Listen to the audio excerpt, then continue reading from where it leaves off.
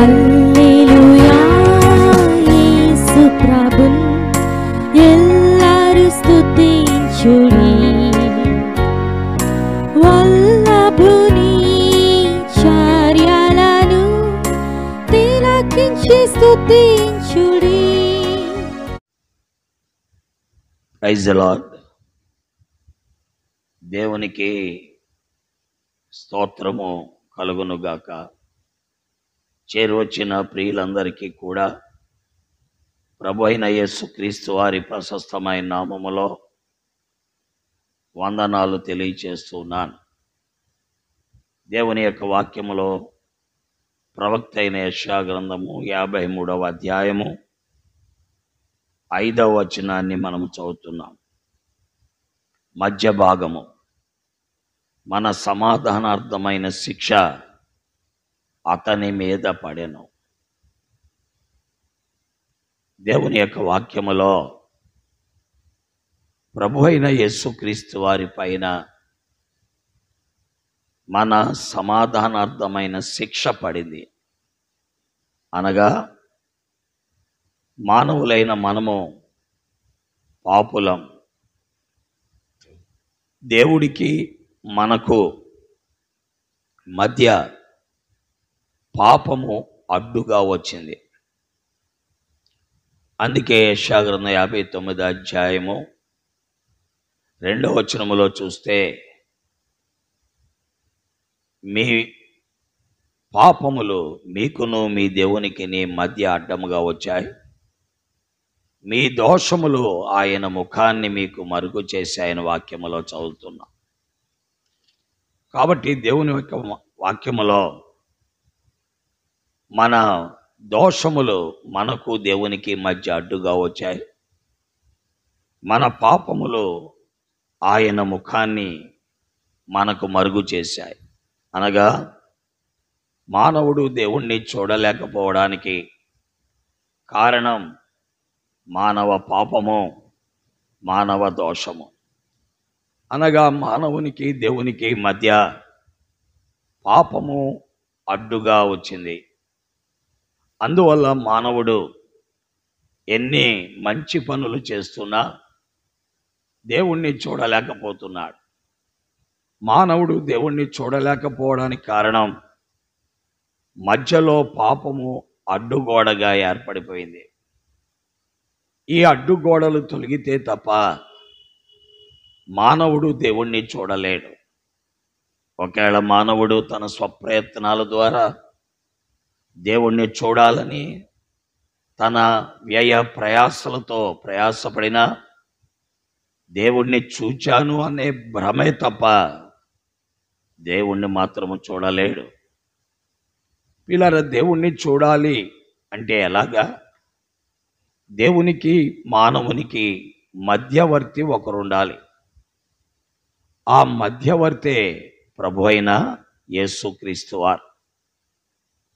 ప్రభు అయిన యేసుక్రీస్తు వారిలో ఉన్న గొప్పతనం ఏంటంటే, ఆయన దేవునితో ఉండగలడు, మానవునితో కూడా ఉండగలడు. పాపి అయిన మానవునికి ఆయన చెయ్యి ఇవ్వగలడు, పరిశుద్ధుడైన దేవునికి కూడా చెయ్యి ఇవ్వగలడు. కారణం, యేసుక్రీస్తు వారు దైవ మానవుడు, పాపము లేనివాడు, పాపము చెయ్యనివాడు, పాపమును ఎరుగనివాడు, పరిశుద్ధుడు, పవిత్రుడు, నిర్దోషి, నిష్కల్మషుడు, పాపులలో చేరక ప్రత్యేకముగా ఉన్నవాడు. కాబట్టి ఆ ప్రియ ప్రభు దేవునికి మనకు మధ్య ఉన్న అడ్డుగోడలు తొలగించడానికే మనకి దేవునికి మధ్య ఉన్న ఈ అడ్డుగోడకు కారణమైన పాప శిక్షను ఆయన భరించారు. కాబట్టి ఈ రోజున పాపి అయిన నీవు, పాపులమైన మనము దేవునితో సమాధాన పడటానికి మన పాప శిక్షను మధ్యవర్తిగా అనుభవించిన వాడు ప్రభువైన యేసుక్రీస్తు వారు. అందుకే మన సమాధానార్థమైన శిక్ష యేసుక్రీస్తు మీద పడింది. అనగా పాపులైన మనలను పరిశుద్ధులైన దేవునితో సమాధానపరచటానికి సమాధానకారకుడైన క్రీస్తు మన పాపము కొరకై సిలువలో శిక్ష అనుభవించారు, రక్తము చిందించారు, మన పాపములను మ్రాను మీద మోశారు, మన దోషములను మ్రాను మీద మోశారు. ఎవరు ఆయన యందు విశ్వసిస్తున్నారు వారు దేవునితో సమాధానము కలిగి ఉంటారు. వారికి దేవునికి మధ్య ఉన్న అడ్డుగోడలు తొలగిపోతాయి. వారు దైవముతో సహవాసము చేయగలరు. కాబట్టి అయ్యలారా, దేవుని వాక్యం వింటున్న ప్రియులారా, యేసుక్రీస్తు నందలి విశ్వాసం, ఆయనను నమ్ముకుంటే, నీ అడ్డుగోడలు తొలగించిన క్రీస్తును విశ్వసిస్తే, నీ కొరకై శిక్ష భరించిన క్రీస్తును నమ్మితే నీకు దేవునికి మధ్య సమాధానం ఏర్పడుతుంది. క్రీస్తును నమ్మనంత కాలం దేవుడితో నీకు సంబంధం ఉండదు. కాబట్టి నమ్ముదాం, క్రీస్తునందు విశ్వాసము కలిగి ఉందాం. దేవుడి మాటలు దీవించుగాక. పరిశుద్ధుడైన తండ్రి, ప్రేమ కలిగిన మా ప్రభువా, పాపులమైన మమ్ములను పరిశుద్ధుడైన దేవునితో కలపటానికి తండ్రి, మాకు రావలసిన పాప శిక్ష క్రీస్తు పైన మోపబడిన కారణాన్ని బట్టి మాకును దేవునికి మధ్య ఉన్న అడ్డుగోడలు తొలగించారు. ఈనాడు మేము క్రీస్తును నమ్ముడు ద్వారా దేవునితో మేము సమాధానపడగలం.